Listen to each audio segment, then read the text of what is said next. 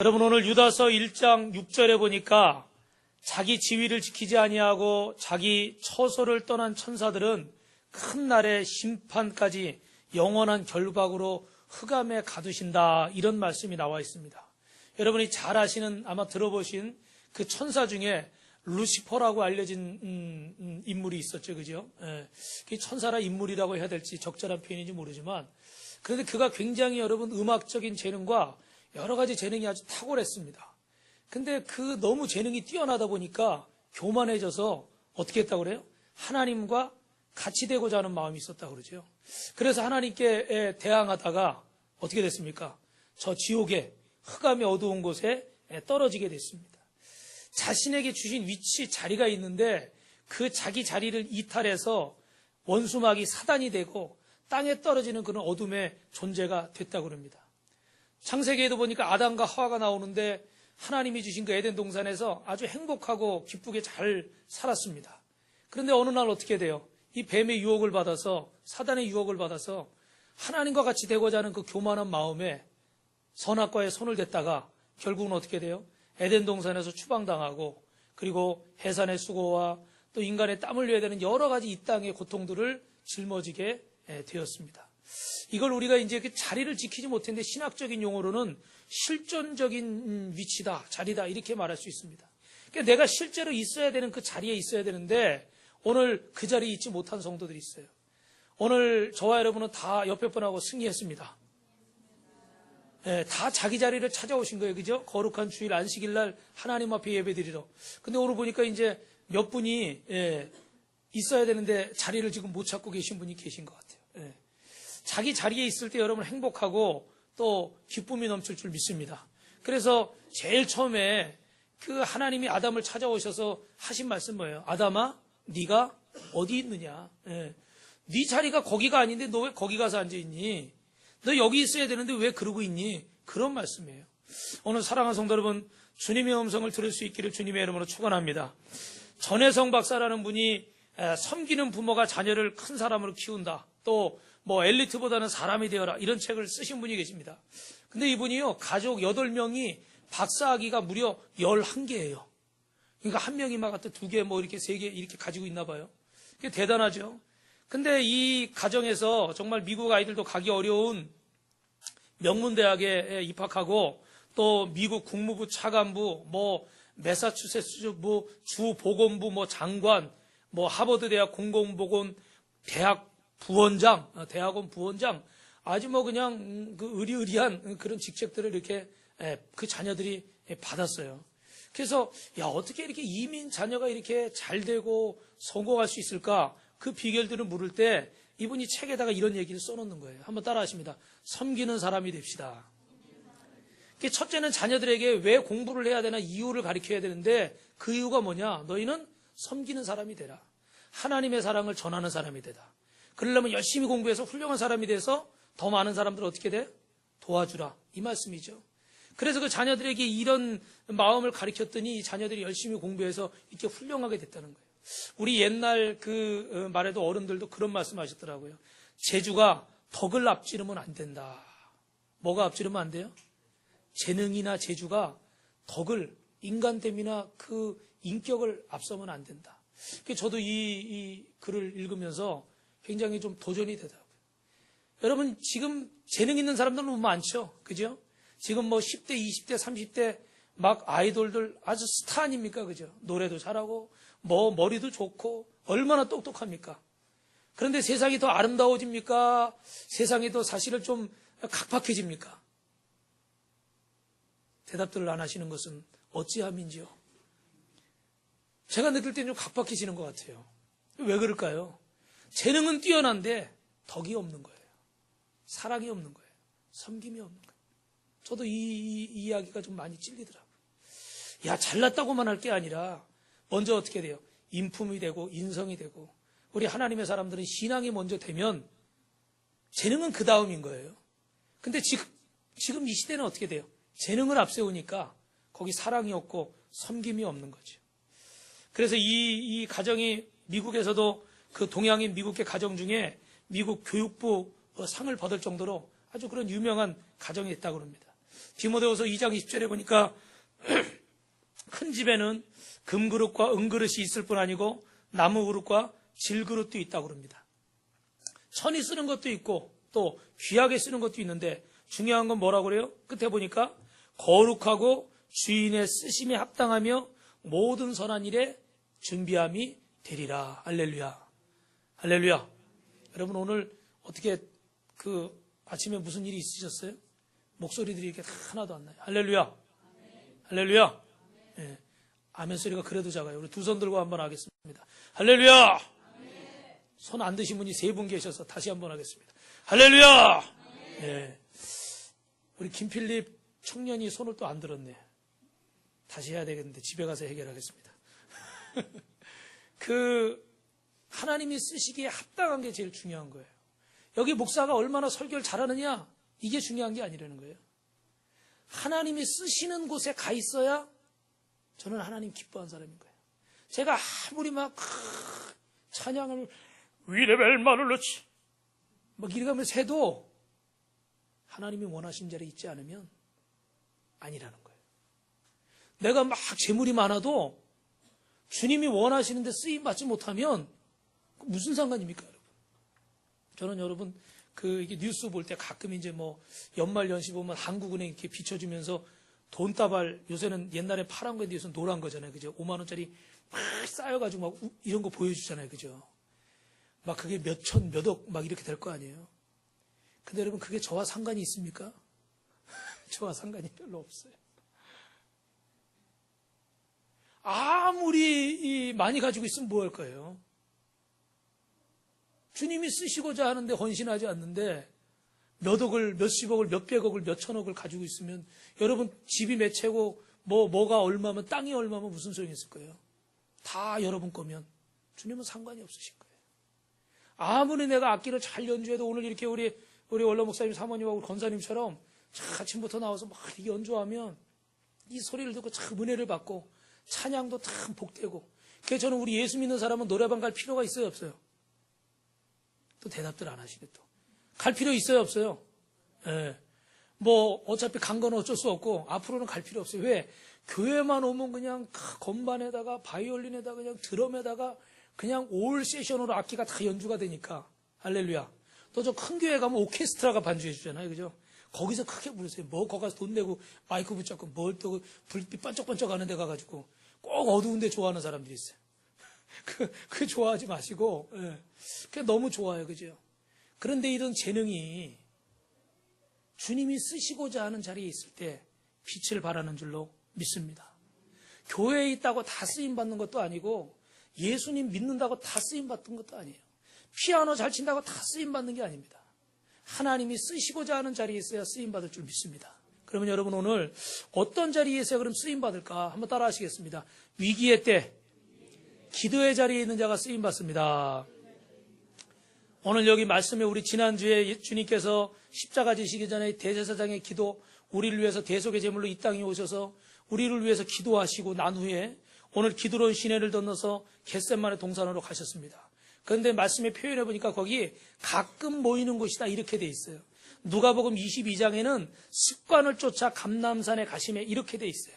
그러니까 예수님께서 이 자리는요 어쩌다 한번 가신 자리가 아니라 습관을 쫓아 계속해서 가신 자리, 자주 가신 자리인 줄로 믿습니다. 다시 말하면 이 자리는요 기도의 자리입니다. 예배의 자리고 하나님을 만나는 자리인 줄로 믿습니다. 사랑하는 성도 여러분, 이 성전이요 우리에게 습관이 돼야 될 줄 믿습니다. 가까운 자리가 돼야 될 줄 믿습니다. 어쩌다 한번 오는 자리가 돼서는 안 됩니다.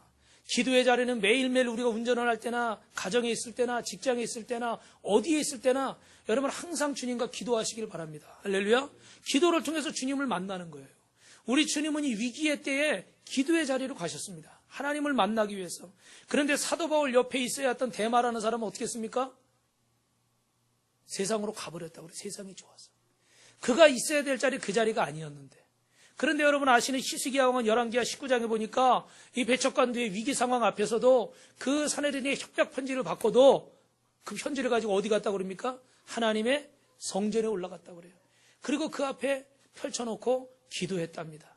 여러분 자신을 죽음의 병에서 또 이 나라 이 민족을 이 위기에서 이 백성을 구하달라고 시시게 하는 기도의 자리로 갔습니다. 동족들이 몰살될 위기 앞에서 에스더는 처음에는 부인했지만 네가 왕후가 된 것이 이때를 위함이 아니냐는 그 삼촌의 말을 듣고 모르드게의 말을 듣고 어떻게 돼요? 내가 죽으면 죽으리라. 그리고 금식하며 민족을 위해서 기도할 때, 왕 앞에 나아갈 때 하나님께서 민족을 구원하신 줄로 믿습니다. 여러분, 문제 앞에서 우리가 어떻게 해야 됩니까? 문제 앞에 있을 때 기도해야 됩니다. 이번 주에 여러분 그 새벽 말씀이 큐티 말씀이 예레미야 애가 말씀인데 그 2장에 보니까 뭐라고 그래요? 우리가 이 환난을 당하고 이 어려움을 당할 때 게으르게 있지 말라는 거예요. 두 손을 들고 하나님 앞에 기도하고 열심으로 주님을 찾으라고 그럽니다. 할렐루야. 그럴 때 회복이 되고 그럴 때 역사가 나타나요. 그런데도 신앙생활하면서 보니까 이 처음에는 이 연단 받을 때 확 기도도 했는데 이게 한 1년 되고 2년 되고 10년 되고 막 길어지니까요. 사람이 어떻게 돼요? 지치더라고요. 그래서 저도 목회자지만 솔직히 말하면 지쳐요. 지쳐가지고요. 기도해야 되는데 기도하기가 싫어. 손이 늘어져 버려요. 근데 주님은 그때 어떻게 하랍니까? 두 손을 들고 기도하랍니다. 할렐루야. 여러분, 위기를 극복할 수 있는 방법은 기도하는 방법인 줄로 믿습니다. 그래서 우리가 이번에도 새벽 예배 하고 있고 또 새생명 축제를 맞이해서 5월 27일 위해서 지금 저녁에 8시에 모여서 작정해서 우리가 저녁 기도하고 있어요. 사랑하는 성도 여러분, 제가 여러분에게 월급 주고 일 시키는 게 아니기 때문에 여러분이 하시고 싶으면 하고 하기 싫으면 안 할 수 있습니다. 어떤 분은 너무 멀리 계시기도 하고 어떤 분은 또 출근하시기 때문에 너무 힘드시기도 하고 아마 매일매일 다 같이 오시기는 어려우실 거예요. 그런데 여러분 한번 생각해 보세요. 매일 새벽 예배 못 나오니까 월삭 새벽 예배 한 달에 한 번 새벽 예배 나옵시다. 한 달에 하루. 가능합니까? 불가능합니까? 가능하죠? 매일 철야 예배 뭐 바쁠 수도 있고 어려울 수도 있으니까 또 여러 가지 환경이 있으니까 한 달에 한 번은 총동원으로 금요철야에서 금요철야 평상시 못 나오는데 한 달에 한 번은 나와서 내가 좀 기도하고 예비합시다. 가능합니까? 불가능합니까? 매일 저녁 나와서 하면 좋지만 매일 저녁은 못 나와도 내가 너무 멀리 있는 분들은 물론 뭐 집에서 하셔도 되고 근데 내가 매일은 못 나와도 일주일에 하루 아니면 2주에 하루 이틀이라도 내가 나와서 저녁 기도하겠다 새벽 예배하겠다. 가능합니까? 불가능합니까? 대답들 안 하시네. 뒤로 갈수록. 가능합니까? 불가능합니까?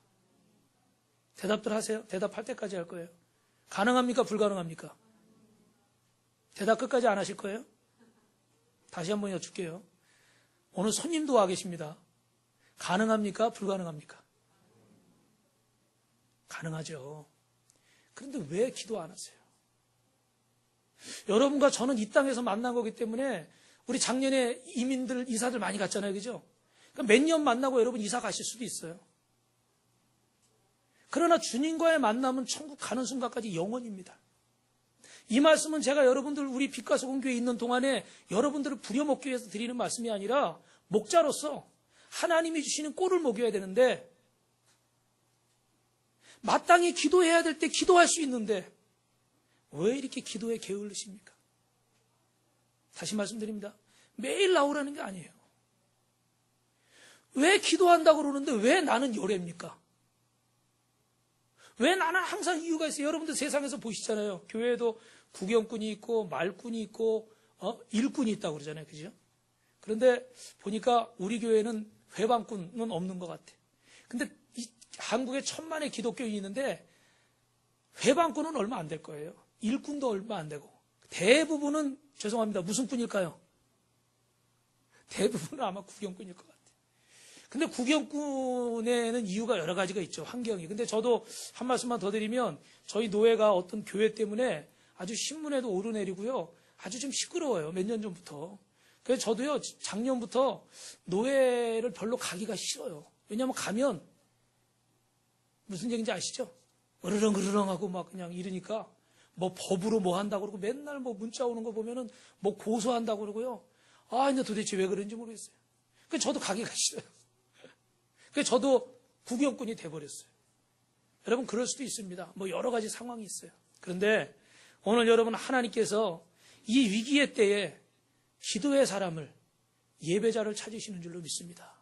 여러분의 모든 형편이나 상황이나 환경 오늘 이렇게 주일날 한 주 동안 열심히 일하시다가 또 이렇게 아침부터 일찍 와서 봉사하고 또 보니까 오늘 또 저 벌금 안 내시려고 배지를 또 다 이렇게 새생명 축제 배지를 다 달고 계신데 귀합니다.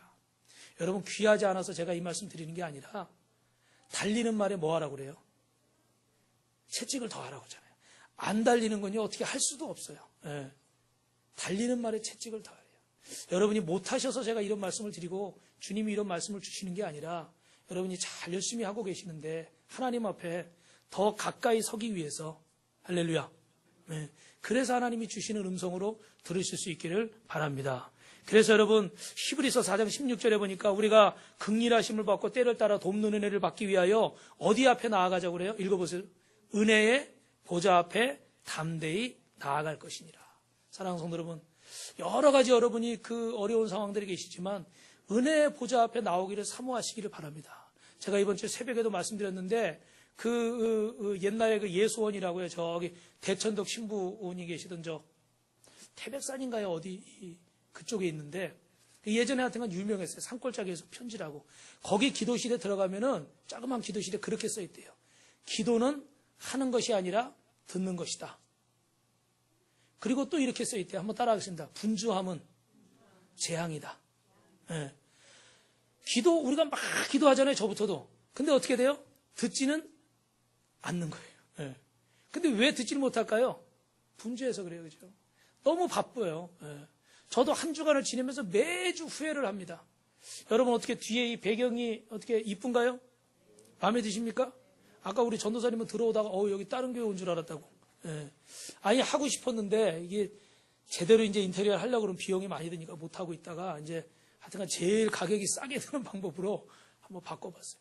이거 여러분 어제 보기는 이래도 한 5시간 반 걸렸어요. 어제 10시 반, 11시 돼서 집에 들어갔어요. 왜냐면 저 위에 뭘 박아야 되는데 안 박혀가지고. 서광원 한수입사가 있었으면은 그거 장비 가져와서 드르륵 하면 되는데 하여튼간 시간이 많이 걸렸어요. 근데 여러분 이것도 하려고요. 사실은 작년부터 계속 생각했어요. 근데 뭐 여러 가지 사정이 있지만 매주 보면서 어떻게 돼요?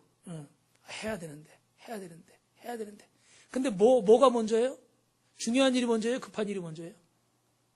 급한 일이 먼저가 되죠.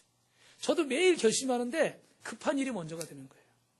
근데 여러분 성공하는 사람들의 법칙 그런 거 여러분 얘기도 많이 들으셨잖아요. 급한 일 먼저 하라고 그래요? 중요한 일 먼저 하라고 그래요? 중요한 일 먼저. 기도가 중요한 일인 줄 믿으시면 아멘 하시기 바랍니다. 할렐루야. 그죠? 예배가 중요한 일입니다. 그래서 여러분 바쁘시지만 어찌하든지 간에 먼저 기도하고 어찌하든지 먼저 예배하고 하나님을 찬양하는 가운데 여러분이 하시는 가정과 직장과 사업장도 하나님께서 형통하게 하실 줄로 믿습니다.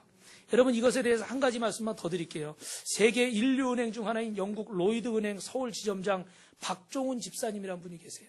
이분이 책을 썼는데 책 제목이 영적 방어 기도예요. 뭐라고요?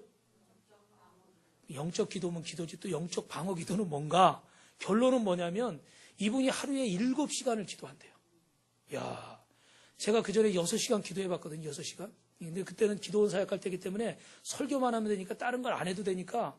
근데 밥 먹고 돌아서면 기도해야 되고 기도 끝나면 또 뭐 해야 돼요? 밥 먹어야 되고 또 기도해야 돼요. 어디를 갈 수가 없어요. 6시간 해도. 근데 7시간을 이 세계적인 은행의 지점장인 분이 과연 시간이 가능할까요? 제가 생각할 땐 불가능할 것 같아요. 잠을 안 자지 않는 이상은 이건 불가능한 일 같아요. 근데 하여튼 뭐 자기가 하니까 이렇게 책을 썼겠죠. 15년간 새벽 예배를 한 번도 안 빠지고서 이 책을 썼는데 책에 이제 한 가지 결론은 뭐냐면 1시간 이상 기도하자는 거예요. 하루에. 할렐루야. 그래서 1시간 이상 기도하는데 그 여러 가지 얘기를 하면서 이 얘기를 하는 거예요. 에베소서 4장 27절에 보니까 마귀로 틈을 타지 못하게 하라 그랬는데 자기가 기도하기를 쉬면요. 막 감사 찬양이 나오는 게 아니라 원망 불평이 나오고 막 삶이 공고하고 영적으로 너무 피폐한 상태가 되더라는 거예요. 기도 시간을 줄이면 피곤해서 줄이고 바빠서 줄이면 자기가 그렇게 힘들더라는 거예요. 물론 이건 한 개인의 체험이기 때문에 절대적이 아닐 수도 있습니다. 그러나 분명히 성경적인 의미가 있어요. 그러면서 이분이 하는 얘기가 뭐라고 얘기하면 조선 7대 왕 그 세조 때 수양대군이 그 이 철퇴를 숨겨가서 그 김종서 장군에게 가가지고 어떡합니까? 철퇴로 내리치잖아요. 그러니까 그 대단한 장수도 어떻게 됩니까? 그 자리에서 팍 꼬꾸라지잖아요. 그 얘기를 하면서 이 얘기를 하더라고요. 우리가 기도하지 않는 것은, 기도 시간을 줄이는 것은 뭐 하는 것이다? 영적으로 사단에게 철퇴를 맞는 것이다. 그 자리에서 꼬꾸라져 쓰러져 버리는 거예요. 그만큼 기도는 뭐하다는 겁니까? 중요하다는 거죠. 그런데 우리가 기도하기를 쉬어서는 안 됩니다. 기도의 시간을 줄여서는 안 됩니다. 할렐루야. 여러분, 건강도요. 저도 여기서 저녁 기도 왔다가 우리 사모랑 걸어가든지 걸어오든지 천천히 걸으니까 한 40분 정도 걸리더라고요. 일로 돌아가면 한 1시간 정도 걸리고. 근데 이거를 운동하기를 쉬면 또 어떻게 됩니까? 배가 나오고, 뭐 예를 들면 당뇨 수치, 혈압 수치, 뭐 고지혈증 이런 게 올라가죠. 근데 다 운동을 열심히 하면 어떡합니까? 또 이 수치들이 내려가고요. 또 배가 들어가고요. 몸이 튼튼해지는 줄로 믿습니다. 기도가 우리를 영적으로 건강하게 하는 줄 믿습니다. 근데 이 기도를 쉬고 예배를 쉬면 우리는 자꾸 영적으로 피폐해지는 거예요.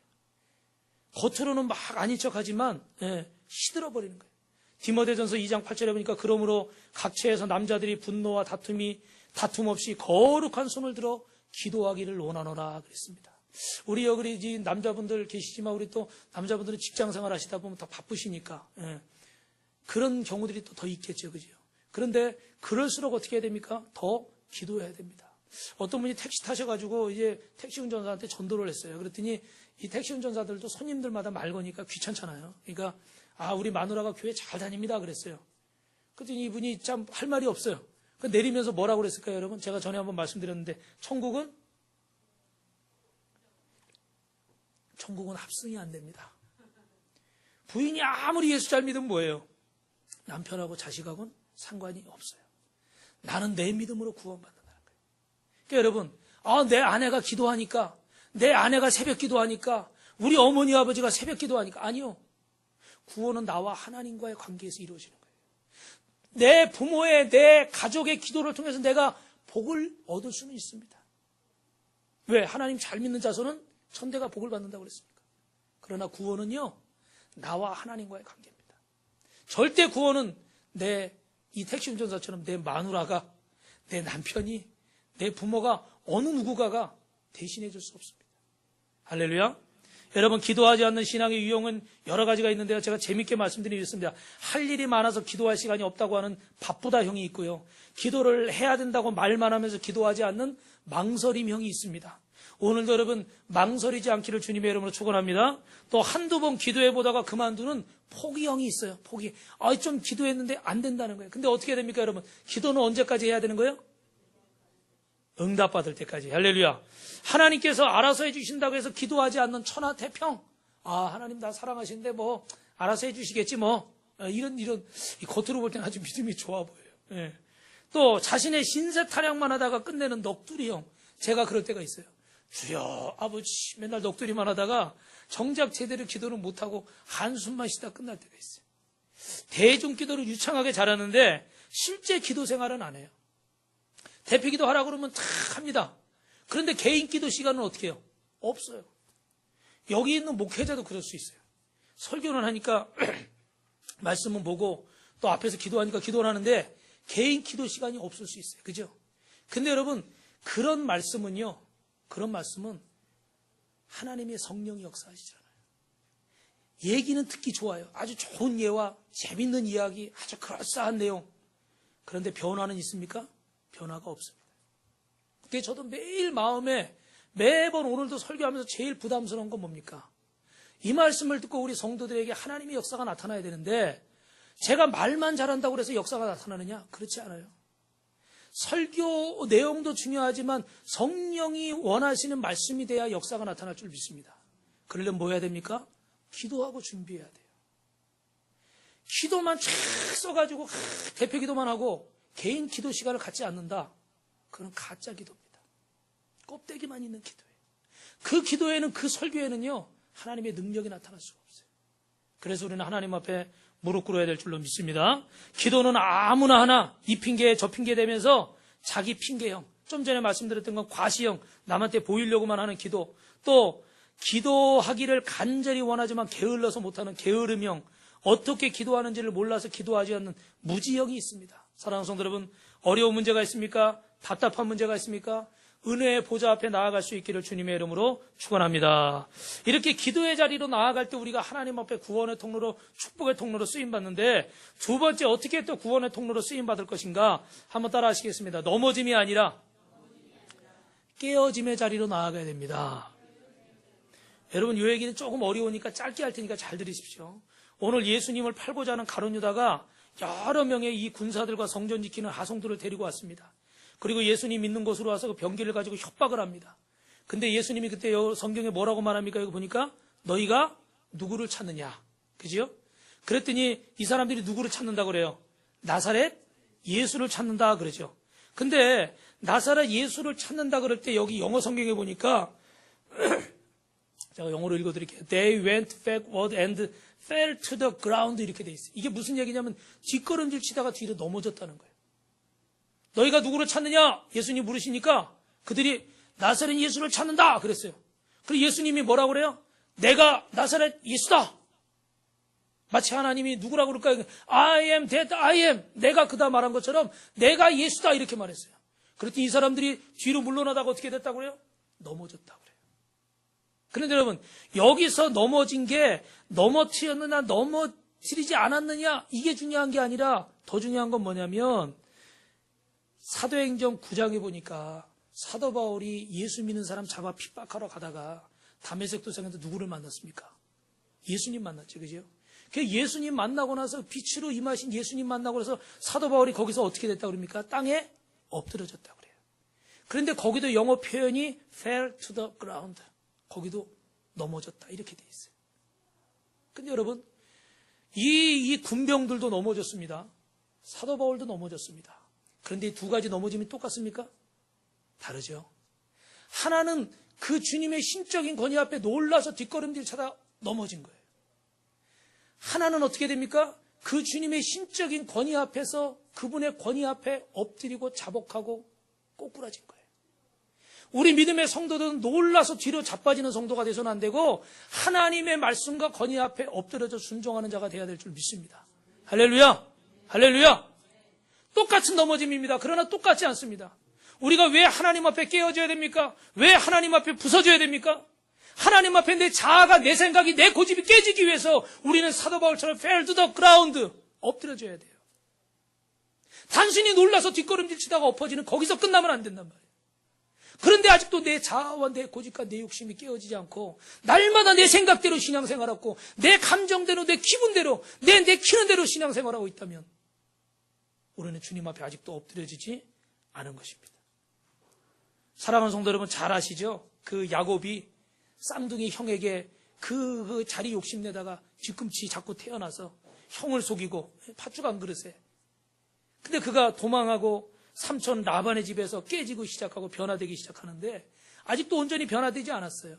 그래서 또 삼촌에게 속아가지고 7년, 14년, 또 20년 넘게 21년 가까이 삼촌에게 속아서 일하다가 나중에 하나님이 신풍나무, 버드나무 이 귀한 은혜를 주셔가지고 큰 재산 가지고 돌아올 때 그때도 아직 그가 하나님 앞에 fell to the ground 온전히 엎드려지지 않았습니다. 그래서 어떻게 됩니까? 라헬과 레아 중에 여러분 이쁜 부인이 누구예요?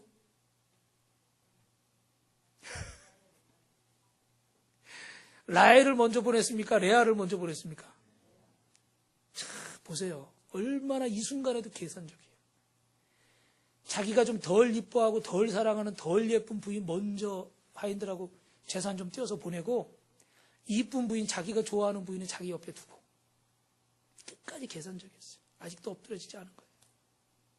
그런데 그 형이 그 400인이 넘는 그 병사들 거느리고 온다는 그 소식 듣고 안 되겠다 싶어가지고 어떡합니까? 야복강가에서 엎드리고 천사와 씨름하고 환도뼈가 부러지고 나서 어떻게 돼요? 드디어 야곱이 뭘로 변화됩니까? 이스라엘이라는 이름으로. 할렐루야. 엎드려져야 하나님의 역사가 나타나는 줄로 믿습니다. 여러분, 여러분에게만 국한된 말씀은 아닙니다. 여기서 설교하는 저도 마찬가지입니다. 저도 아직 하나님 앞에서 온전히 엎드려지지 않았습니다. 온전히 깨지지 않았습니다. 그래서 아직도 연단을 받고 있죠. 근데 분명한 것은 우리가 어떻게 해야 구원의 통로가 되고 축복의 통로가 되는가? 하나님 앞에 엎드려져야 돼요. 하나님 앞에 야곱처럼 깨어져야 될 줄로 믿습니다. 할렐루야. 그때 하나님께서 저와 여러분을 통해서 놀라운 역사와 기적을 일으키실 줄로 믿습니다. 여러분 한번 큰 소리로 한번 따라 하십시다. 내가 깨져야 그리스도가 삽니다. 좀 더 힘을 내세요. 내가 죽어야 다른 사람이 삽니다. 좋습니다. 내가 깨져야 가정이 삽니다. 내가 죽어야 교회가 삽니다. 우리 옆에 분하고 수고하셨습니다. 할렐루야. 여러분 따라 하시느라고 고생하셨어요. 하나님 앞에서 여러분, 저와 여러분이 깨어지고 낮아져서 이 순종의 자리에 가서 정말 하나님 앞에 영광 돌리시고, 성경에 그런 말씀이 있잖아요. 눈에 보이는 부모에게 순종하지 않는 자가 어떻게 하나님을 순종하고 하나님을 경외할 수 있는가. 그렇죠? 여러분, 우리에게 주신 이 말씀에 순종하는 자가 정말 하나님의 말씀에도 순종하게 될 줄 믿습니다. 교회 안에서는 죄송하지만 여러분, 교육자에게, 주의 종에게 순종하시고, 직장에서는 하나님이 세우신 권위니까 상사에게 순종하시고, 그리고 가정에서는 범사에 또 부모님에게 순종하고, 또 이 하나님이 주신 질서에 따라서 순종하는 자에게 하나님의 은혜가 임할 줄로 믿습니다. 마지막 세 번째입니다. 그럼 우리가 깨어질 뿐만 아니라 적극적으로 정말 주님이 계신 자리에 나아가야 될 텐데, 어떤 자리가 마지막으로 우리가 하나님 앞에 구원의 통로가 되고 축복의 통로가 되는가? 한번 따라 하시겠습니다. 희생의 자리, 십자가 지는 자리에 가야 됩니다. 우리 8절 말씀, 18장 8절 말씀 한번 읽어볼까요? 시작. 예수께서 대답하시되 너희에게 내가 그니라 하였으니 나를 찾거든 이 사람들이 가는 것을 용납하라. 할렐루야. 나를 찾거든 이 사람들이 가는 것을 용납하라. 여러분, 주님은 지금 붙잡혀 가시면 십자가 지고 죽으셔야 되는 걸 다 압니다. 그런데도 그 제자들을 향해서 말리지 말라, 용납하라. 나는 이 희생의 자리, 십자가 지는 자리, 고난의 자리 어떻게 해야 된다? 가야 된다. 이 말씀입니다. 베드로가 검을 빼서 휘둘렀습니다. 말고의 귀를 잘랐습니다.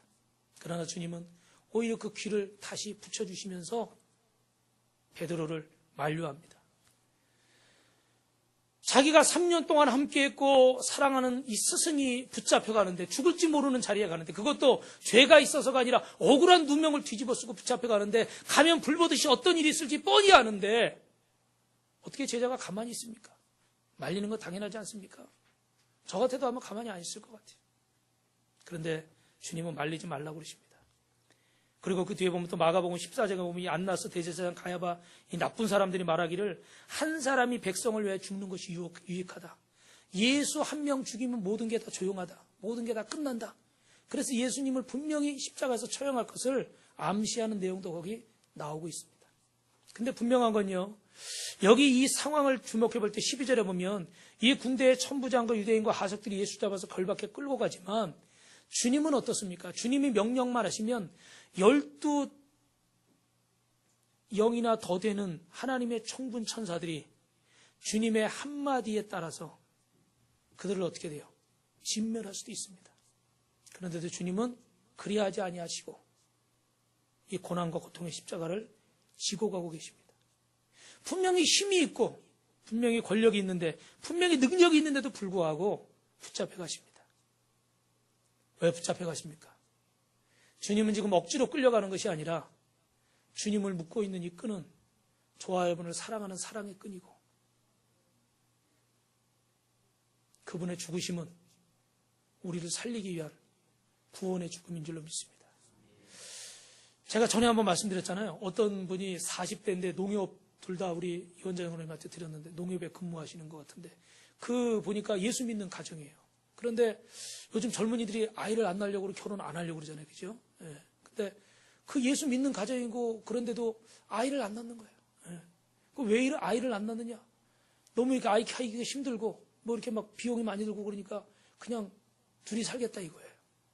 근데 제가 생각할 때는요, 얼마든지 그 정도 상황 되시면 그보다 못해도 키울 수 있고, 그 정도 상황을 얼마든지 잘 키울 것 같은데, 안 하신다고. 그것도 하나님 믿는 분들이. 야, 이거 참 어떤 사연이 있는지 모르겠지만 참 제가 그 얘기를 들으면서 안타깝더라고요. 사랑하는 성도 여러분, 여러 가지 이유가 그 안에 있을 겁니다. 그런데 가장 중요한 이유 중에 하나는 뭘까요? 요즘 젊은 분들을 다 제가 싸잡아서 이렇게 말해서 죄송하지만, 그 아이를 갖지 않고 결혼하지 않고 이러려는 분들 중에 많은 분들이 어떤 생각을 가지고 있습니까? 뭐 때문일까요? 나를 희생하지 않으려는 거예요. 우리 부모님들은 내가 못 입고 못 먹고 그렇게 고생하면서 그 옛날에 우리 어른들은 보릿고개 막 지내면서 정말 그 쌀 뭐 그거 쑥공장에서 나무 술찌꺼기 먹고 막 취했다는 얘기 그런 얘기도 많이 들었는데 그렇게 고생하면서도 내 자식을 키우겠다고 안 입고 안 먹고 안 입으면서 집은 월세방 살아도 그 비싼 피아노 사다가 음악가 만든다고 그 정명원 씨 그 정트리오 있잖아요. 그죠? 그 어머니 그렇게 하셨대잖아요. 지금의 생각으로 보면요. 야, 미련 곰팡이 같은 인생이에요. 정말 바보 같은 계산을 못하는 인생이에요. 아니 내 자식 인생은 내 자식 인생이고 내 인생은 내 인생이고 내가 어느 정도 누릴 거 누리고 폼 잡을 거 폼 잡고 차 탈 거 타고 집 좋은 집 웬만큼 살면서 내가 할 거 하면서 자식 키우려고 그러지. 근데 우리 그전에 부모님들은 어떻게 돼요? 집도 팔고 소도 팔고 땅도 팔고 다 팔아주고서 그리고 본인들은 나이 들어서 아무것도 없이 물론 계산적으로는요 이게 정말 바보 같은 행동이었습니다. 근데 여러분 솔직히 아마 이 말에 반대하시는 분은 안 계실 거예요. 이 나라가 이만큼 살게 되고 이 땅의 젊은이들이 이만큼 세계에 나가서 머리 뻣뻣이 들고 외국어 하면서 좋은 대학들 유학하면서 살 수 있는 게 무엇 때문이었습니까? 그 부모님들의 희생 때문이었어요. 지금 뭐 어른들 뭐 연금 많이 탄다고 막 우리 세금 많이 걷는 부담된다고 노인들을 막 미워하고 막 이런다고 그래요. 나쁜 놈들이에요. 죽일 놈들이에요. 제가 앞에 있으면 한 대 쥐어박을 거예요. 싹 뭐가 없는 놈들이에요. 왜 그럴까요? 몰라서 그래요. 몰라서. 그분들의 희생이 없었으면요. 이 나라가 어떻게 여기까지 왔겠습니까? 그죠? 지금도 매일 저 바로 옆에서 핵폭탄 쏜다고 매일 실험하고 있는데 그렇죠? 희생하지 않으려고 그래서 그래요. 희생하지 않으려고. 저도 희생하는 거 싫습니다. 왜 교회가 어려울까요? 희생하지 않으려고 그랬어요. 나 할 거 다 하고 자식 키우려니까 못 키우겠는 거예요. 나 쓸 거 다 쓰면서 자식 키우고 싶고 남들 키우고 싶은 대로 다 해보고 다 하고 그래서 키우려니까 어떻게 해요? 못 키우겠다는 거예요. 어떤 사람이 하고 싶은 거 다 하면서 자식 키우고 하고 싶은 거 다 하면서 인생 삽니까? 여러분 그런 사람 사시면서 한 명이라도 보셨어요? 저는 아직 한 명도 못 봤습니다. 내 할 것을 절제하고 내 할 것을 희생하면서 가정을 세우고 교회를 세우고 직장 사업장을 세우고 이 나라의 민족을 세워가는 줄 믿습니다. 할렐루야. 우리 주님이 그렇게 희생하셨어요. 그래서 그분이 십자가를 지셨습니다. 나를 위해 죽으셨습니다. 사랑하는 성도 여러분, 매일매일 이 치열한 이 전쟁터에서 사시느라고 참 수고가 많으시고 어려움이 많으시죠. 그러나 오늘 다시 한번 하나님 말씀을 통해서 힘을 얻으시기 바랍니다. 그리고 희생을 두려워하지 마십시오. 하나님이 책임져 주시고 하나님이 함께 하실 줄로 믿습니다. 마지막으로 이 말씀 드리고 마칠게요. 제가 새벽에 드렸던 말씀인데 왜 우리가 예배 시간에 은혜를 받으려고 하는데 기도할 때 은혜를 받으려고 하는데 왜 은혜를 못 받고 어떨 때는 졸다 가고 어떨 때는 기도하는데 뭘 기도해야 될지 모르겠고 너무 그 시간이 지루하고 죄송합니다. 지겹고 왜 그럴까? 왜 그럴까? 새벽에 나오신 분들 들었죠? 뭐가 없어서 그렇습니까? 치열한 싸움이 없어서 그래요. 다시 말하면 희생이 없어서 그래요. 예를 들어 여러분 우리 정 목사님 오늘 찬양인도 하느라고 수고했는데 찬양인도 막 준비해가지고 막 와요. 근데 우리 성도들도 막 와가지고 찬양하는데 어떨 때 찬양이 좀 내가 아는 곡이 은혜가 될 수도 있고 은혜가 안 될 수도 있어요. 근데 여러분 만약에 여러분 가운데서 또 오늘 설교하는 목사님을 위해서도 한 주간 동안 또 아니면 예배 오기 전에 예배 또 와서 하나님 오늘 우리 예배 가운데 은혜 주시고 우리 목사님 말씀 전할 때 정말 성령의 음성을 전하게 하시고 제발 승질 좀 부리지 말게 하시고 아멘들 안 하시. 그렇게 기도하시고 또 찬양하는데 하나님 우리 오늘 정 목사님 찬양팀이 찬양 인도하는데 찬양이 은혜가 넘치게 하시고 가사 하나하나가 내 마음에 와닿아서 은혜가 되게 하시고 모르는 곡을 부르든지 아는 곡을 부르든지 성령이 충만하게 하시고 할렐루야. 제가 물어볼게요. 그분 은혜 받을까요? 안 받을까요? 받습니다. 내가 한 주간 동안 살면서 하나님 말씀대로 살려고 막 몸부림치다가 정말 힘들지만 하나님의 성전에 왔어요. 하나님의 성전에 와서 앉아있는 것만으로도 눈물이 나요. 할렐루야. 왜요? 주님의 위로하심이 느껴지거든요. 내가 이렇게 손해보는데, 내가 이렇게 희생하는데, 내가 이렇게 내가 아닌데도 불구하고, 억울한데도 불구하고 주님 때문에 참고, 주님 때문에 희생하고, 주님 때문에 힘든 데 온 거예요. 그러니까 성전에 앉아만 있어도 주님이 잘했다. 아무개 잘했다. 아무개 집사 잘했다. 잘했어. 잘 참았어. 내가 다 갚아줄게. 내가 다 갚아줄게. 여기서 아멘이 나와야 돼요. 내가 다 갚아줄게. 할렐루야. 치열하게 믿음의 싸움을 싸워야 은혜를 받을 거 아닙니까? 먼 산 쳐다보고 딴 생각하고 졸다가 어떻게 은혜를 받아요? 말씀대로 살려고 노력을 해야 보상이 있는 거지. 밤새워 공부하고 코피가 터져야 성적이 나오는 거지. 잘 것 다 자고 놀 것 다 놀고 먹을 것 다 먹으면서 어떻게 100점 맞아요? 100점 못 맞아요. 원리는 당연합니다. 희생하는 자는 하나님이 갚아주실 줄 믿습니다. 사람 바라보면 절대 희생할 수 없습니다. 그러나 하나님을 바라보면 감당할 줄 믿습니다. 마지막에 흥분했네요. 옆에 분하고 이렇게 인사합니다. 우리 성도님은 얼굴 보시면서 참, 우리 성도님은 구원의 자리에 축복의 자리에 서 있습니다. 축복합니다.